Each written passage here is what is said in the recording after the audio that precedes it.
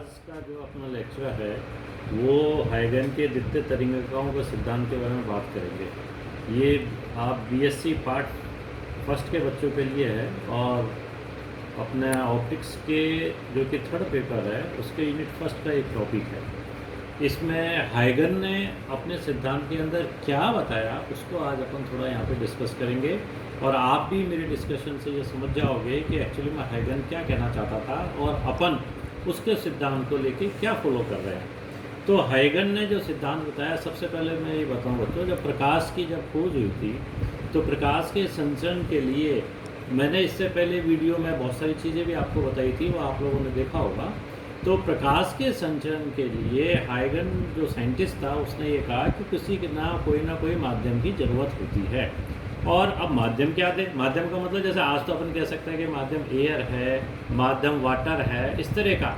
तो उस टाइम पे, उस ज़माने में जब हाइगन आया था या हाइगन ने अपने विचार प्रस्तुत किए थे, उसने कहा कि काल्पनिक एक माध्यम मान लेते हैं और उस काल्पनिक माध्यम, कल्पना की कि एक माध्यम है जिसमें प्रकाश चलता है, क्योंकि उस वक्त हाइगन ने कहा था कि प्रकाश के तरंगों को या प्रकाश की किरणों को चलने के लिए माध्यम की आवश्यकता होती है। और माध्यम क्या लें? तो माध्यम उसने बताया कि ईथर एक नाम दिया कि माध्यम का नाम है। और ईथर एक ऐसा माध्यम है जो कि द्रव्यमान रहित है और पूरे सर्वव्यापी है, सब जगह वो ईथर पाया जाता है। तो इसलिए हाइगन ने जो है ना अपना ये सिद्धांत उसने बताया ईथर माध्यम में। अब ईथर माध्यम में जो प्रकाश चलता है, उस प्रकाश को चलने के लिए किस तरह चलता है? प्रकाश के रूप में चलने में उसने बताया कि प्रकाश तरंगार्गों के रूप में चलता है। अब अपने पास ये बात सामने आती है कि भाई तरंगार होते क्या हैं? तो तरंगार को बताने के लिए यहाँ देखो आप थोड़ा सा साइड के ऊपर, तो यहाँ यह मैंने बताया है कि ये तरंगार एक ये प्रकाश स्रोत है बिंदु मात्र, और इस बिंदु मात्र प्रकाश स्रोत से प्रकाश यहाँ से यहाँ तक चलकर t समय के अंदर पहुँच रहा है। और जो ये c बताया है ये प्रकाश का वेग है। इसी को मैंने यहाँ एक तरंगार्गों को समझाने के लिए एक तरंगार्ग बना ऊपर तो ये बताया है कि मैंने ये कई तरंगार्ग यहाँ बता रखे हैं जिनको गोलीय तरंगार्ग कहा गया है कि इस सेंटर मतलब प्रकाश स्रोत से यहाँ तक अगर टाइम t1 लगता है और चूंकि प्रकाश का वेग c है तो कितनी दूरी तय करेगा वो ct। ये अपन जानते हैं, वेग बराबर दूरी बटा समय से अपन जानते हैं। इसी तरह यहाँ c2, ये ct3, तो ये अलग अलग गोलीय तरंगार्ग बताएं। तरंगार्ग एक्चुअली में होते क्या हैं? यहाँ अपन ये कह सकते हैं कि एक सीधी सी भाषा में ये बता सकते हैं कि तरंगार्ग कंपित कणों का एक बिंदु पथ है। मतलब जितने भी वाइब्रेशन हो रहे हैं उनका वाइब्रेशन होने के कारण उनकी जो लास्ट जो वक्रीय सतह है उसके सभी बिंदुओं को मिला दे तो अपने को बिंदु पथ मिलता है।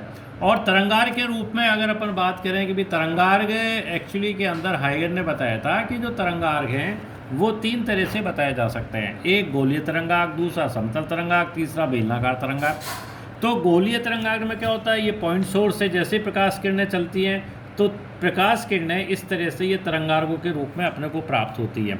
ये जो लाइन दिखाई गई है ये मैं प्रकाश किरणों को बता रहा हूँ और ये जो डैश लाइन है ये जो तरंगार्गों को बता रही है। चूँकि इनकी जो आकृति है वो अपन गोलाकार है, एक वक्रीय रूप में है, इसलिए इनको अपन गोलीय तरंगार्ग कहते हैं। लेकिन अगर इन्हीं तरंगार्गों को बहुत दूर जाके देखा जाए, अनंत पे जाके पहुंच गए अपन और वहाँ तरंगार्ग को देखें तो ये तरंगार्ग का ये जो वक्र है ये धीरे धीरे ख़त्म होता चला जाता है और लास्ट में अपने को एक प्लेन या एक सीधी सतह का तरंगार्ग अपने को मिलता है जिसको अपन समतल तरंगार्ग के रूप से यहाँ बताते हैं।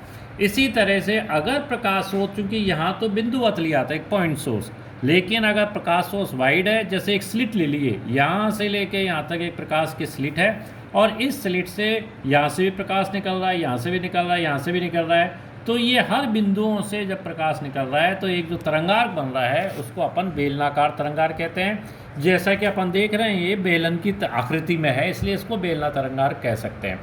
यहाँ इन तरंगार्ग के बारे में अपने सिद्धांत में जो हाइगन ने बताया तरंगार्ग की अन्य, तो तरंगार्ग के बारे में हाइगन क्या कहता है? हाइगन ने अपने सिद्धांत में तरंगार्ग की अन्य समय में स्थिति को ज्ञात किया जा सकता है। मतलब अगर किसी समय, मान लो कि अपने t आज अभी के इसी टाइम कोई टाइम हो रहा है, माना कि अपने को t 5 सेकेंड टाइम पे अपने को कोई तरंगार्ग पता है और t 10 सेकेंड पे अपने को तरंगार्ग चाहिए, भी क्या होगा? तो उसको बताने के लिए हाइगन के सिद्धांत को काम में लेते हैं। हाइगन ने जो अपना सिद्धांत बताया था तरंगार्ग को प्राप्त करने के लिए, उसने बताया कि कि इसको 3 भागों में उसने बांटा। पहला भाग तो क्या बांटा उसने, पहले भाग के अंदर तरंगार को बांटने के लिए उसने ये कहा हाइगन ने कि भाई प्राथमिक तरंगार का जो प्रत्येक बिंदु है, प्राथमिक मतलब जो ओरिजिनल एक तरंगार जो शुरू में मिला अपने को, उसका एक बिंदु जो है एक नवीन विक्षोभ देता है, एक नया कंपन करके एक नया कंपन करता है। ये विक्षोभ का मतलब क्या है, विक्षोभ का मतलब आप ये समझ सकते हो जैसे किसी पानी भरा हुआ है टब में और अगर अपन पत्थर डालते हैं तो कुछ लहरें उठती हैं, तो वो एक तरह से विक्षोभ को बताती है। दूसरी बात इसने ये शामिल की कि ये प्रकाश के वेग से सब दिशाओं में संचित होता है और इन्हें हम द्वितीय तरंगिकाओं के रूप में बता सकते हैं। हर विक्षोभ एक मतलब जो भी विक्षोभ आ रहा है नवीन विक्षोभ वो चलेगा और हर दिशा में चलेगा, और हर दिशा में जब संचित होगा तो ये एक तरंग जो नई तरंगिकाएँ बनाएगा जिनको द्वितीय तरंगिकाएँ अपन कहते हैं। तीसरी बात उसने बताई कि द्वितीय तरंगिकाओं का जो अग्र दिशा में स्पर्शीय पृष्ठ है उस क्षण नवीन तरंगार को नियमित करता है। इसको अपन क्या कहते हैं, इसको अपन द्वितीय तरंगार के रूप में बताते हैं। अब यहाँ इस द्वितीय तरंगार को बताने के लिए यहाँ ये जो डायग्राम बताया है, यहाँ देखो, यहाँ इस डायग्राम के अंदर अगर अपन देखें यहाँ इसमें कि यहाँ ये ए बी जो है ये तो है ओरिजिनल तरंगार, और ये तरंगार ओरिजिनल मतलब इसका हर यहाँ पे स्थित हर बिंदु कंपन करके एक नया तरंगार बनाता है, एक विक्षोभ देता है जो उस विक्षोभ की सारी अग्रपृष्ठ के सतहों को मिलाया है, एक तो अपने को एक नया तरंगार बनता है जिसको अपन A1 B1 कहते हैं।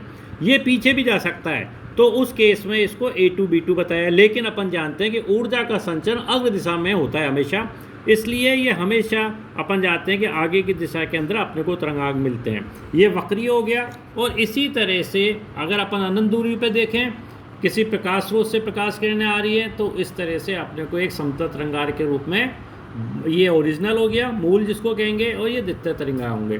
तो इस तरह से अपन ने यहाँ कुछ डिस्कस करके ये देखा है कि हाइगन ने नवीन तरंगा प्रकाश जो संचरित करता है उसको बताया कि तरंगार्गों के रूप में आगे चलता है, और तरंगार्गों के रूप में जब चलता है जैसे एक ओरिजिनल तरंगांग मिला, उससे कंपन से जो माध्यम के कंपन हुए उससे अपने को सेकेंडरी तरंगांग मिला, उससे फिर कंपन होंगे तो उससे आगे चलेंगे तो और दूसरा अपने को तीसरा तरंगांग मिलेगा।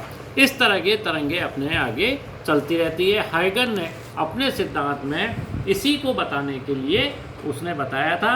तो इस तरह से अपन ने देखा कि हाइगन का सिद्धांत क्या होता है और मेन बात वो क्या कहता है।